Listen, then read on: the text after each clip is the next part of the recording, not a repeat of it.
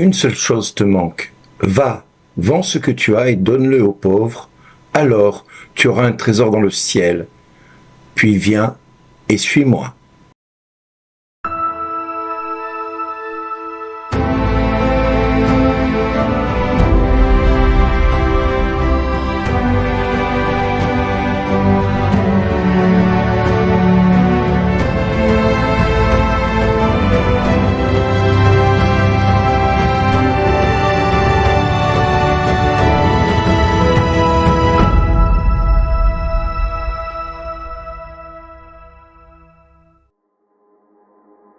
Bonjour les amis.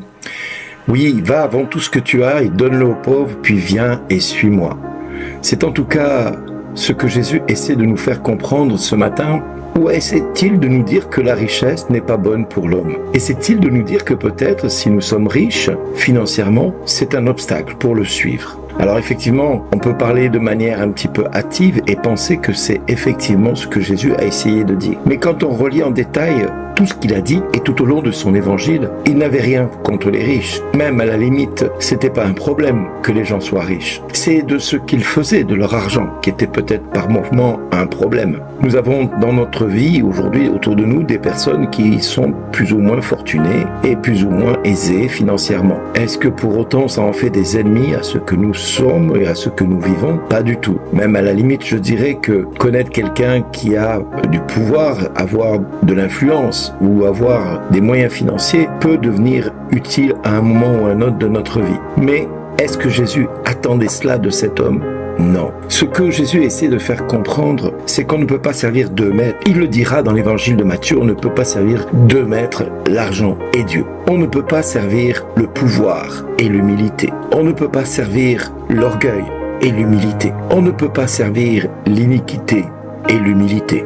On ne peut pas servir le monde et Dieu en même temps. Non, il nous faut faire un choix qui nous demande de nous positionner. On ne peut pas se prétendre saint et commettre le péché. On ne peut pas être pur et continuer à être dans l'adultère ou être dans le péché. On ne peut pas essayer de vivre une vie quotidienne tournée vers les autres et penser qu'à soi. C'est impossible. Il y a un moment donné, il faut choisir. Et le choix a toujours fait partie du plan de Dieu, initialement par Dieu lui-même. À l'homme, il dira, tu quitteras ton père et ta mère et tu t'attacheras à ta femme. Et tous deux ne feront qu'une seule chair. Il faut choisir entre ses parents et son épouse ou son mari. Il faut choisir à un moment donné même de donner la vie ou de ne pas donner la vie. Tout est toujours question de choix. Tout est toujours question d'opérer un choix qui va être salutaire pour chacun de nous. Et du reste, la première lecture nous le fait bien comprendre. Il va inviter à travers Ben Sirac le Sage à revenir de notre égarement pour aller vers la sainteté quelque part. Renoncer au péché et chercher la sainteté. Et c'est ce qui va nous conduire tout doucement et progressivement à aller vers le Christ. Et au fil du temps, à faire une démarche de conversion. La conversion est d'abord et avant tout un choix personnel. Je renonce à ce que je vis au quotidien pour me tourner vers ce Dieu qui s'est voulu humble, pauvre, dans une crèche. Et par sa pauvreté, il nous a apporté sa plus grande richesse. Notre liberté de choisir, notre liberté d'aimer. Je crois qu'il y a un chanteur qui disait « Ma liberté de penser ». Eh bien aujourd'hui, c'est notre liberté d'aimer, notre liberté de croire, notre liberté de penser qui est en jeu dans notre société dans laquelle nous sommes. Nous l'avons vu dernièrement avec la fermeture de C8 et de Énergie 12, où pour quelques décisions arbitraires, qu'on soit pour ou contre, on ferme une chaîne de télévision mettant 400 familles sur la paille ou sur la difficulté. Ce ne sont pas forcément 400 Cyril Hanouna qui sont mis à la porte. Non, c'est 400 familles, 400 personnes qui se retrouvent du jour au lendemain sans travail.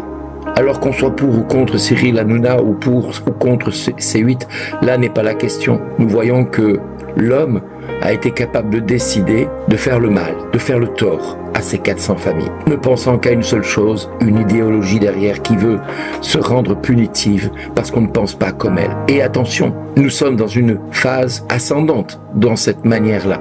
Ça a commencé avec les gilets jaunes, ça a continué avec le Covid, ça continuera demain avec la médiatisation de tout ce qui se passe dans la société, et nous allons voir de manière ascendante ce côté de mauvaise foi, d'idéologie qui veulent à tout prix détruire ce que le Christ a voulu nous rendre est justement notre liberté de choisir, notre liberté de croire, notre liberté d'aimer comme on le souhaite, et non pas forcément de tout accepter parce que une idéologie nous prône le côté ou pas. Non, nous devons choisir le Christ qui nous appelle à une liberté qui est d'abord une liberté d'aimer selon le cœur de Dieu, qui va nous rendre cette liberté d'aimer et qui va nous permettre de vivre dignement à la hauteur de ce que nous espérions vivre. Oui, heureux l'homme dont la faute est enlevée et le péché remis. Heureux l'homme dont le Seigneur ne retient pas l'offense et dont l'esprit est sans fraude. Oui, nous pouvons rendre grâce au Seigneur en confessant nos péchés. Oui, Seigneur, tu nous invites à ôter l'offense de nos vies, à ôter la faute qui conduit nos vies tous les jours et pas à tomber dans le libertinage parce que la mode veut qu'on tombe dans le libertinage. Tu nous invites à quitter un monde malhonnête parce que le monde veut penser qu'à lui et veut penser qu'à soi.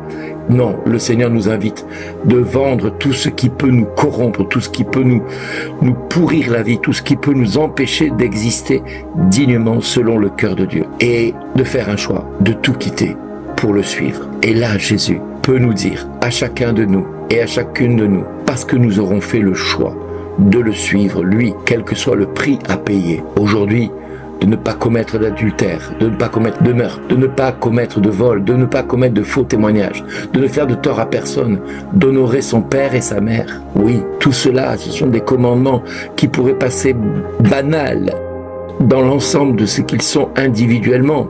N'est-ce pas là le plan de Dieu pour que nous soyons demain des êtres humains capables de vivre ensemble et non pas les uns contre les autres, capables de nous aimer et de subvenir aux besoins de certains. Dans les Actes des Apôtres, vous le verrez, ils mettaient tout en commun et personne ne manquait de rien. Nous en sommes loin de cette situation. Et pourtant, c'est ce que le Christ a invité les premiers chrétiens à faire le choix de renoncer à tout ce qu'ils possédaient pour le mettre avec d'autres, de manière à ce que personne ne manque de rien. Alors le communisme disparaîtrait, alors l'individualisme disparaîtrait, la méchanceté disparaîtrait, l'iniquité disparaîtrait, l'orgueil disparaîtrait, pour ne faire place qu'à une seule chose, le royaume de Dieu pour lequel nous sommes faits. Oui, mes amis, faisons le bon choix aujourd'hui. Acceptons de suivre Jésus envers et contre tout. Et lui se fera le plaisir de nous rejoindre dans nos faiblesses pour nous apporter sa richesse, son amour, sa miséricorde et sa sainteté. Je vous souhaite une bonne journée. Merci d'exister.